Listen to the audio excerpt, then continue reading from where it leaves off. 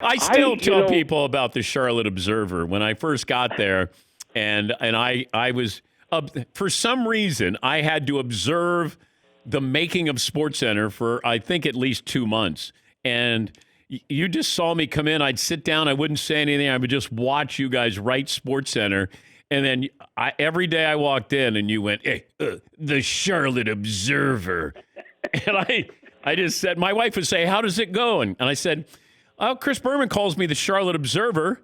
I said, "I don't know if he likes me or not, but he calls me the Charlotte Observer." And she goes, "Okay." And then I explained it to her. But, yeah, and then my first show was when Chris stayed after doing the 11 o'clock, and he stayed for my first one. So forever indebted as he went on and helped the Charlotte Observer. So I'm to blame, huh? Yes. With all this? Whatever happened. Yeah, you helped me. You talk about a team player, and at the time, Berman, his popularity was enormous back then. When you thought about it, what he was doing, he was almost giving you a local sportscasting feel and doing it nationally. First person who did it. And when I got there, I arrived in 1989, March of 89, and I remember I was just sitting in the newsroom, and you had Tom Mees and Chris Berman. You had Tim Brando. You had a variety of talent there. And I was unsure of myself because Chris was such a big personality. And I remember he got done with the SportsCenter, and I was getting ready to do the 1 o'clock or whatever. I don't know what time it was. And he says, "I'll stay."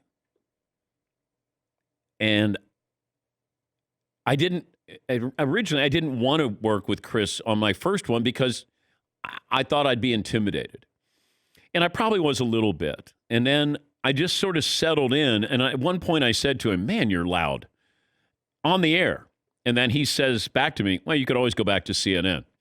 And then after that, I was done. I mean, we were good. Then we just did the show. And I was forever grateful to that because he stayed to do my first SportsCenter. So I'm glad he's back. I did mention this to management when I went there for the 40th anniversary. I said, "Why aren't you bringing Chris Berman back? Like, put him on primetime. Let him do highlights. I mean, he's a treasure.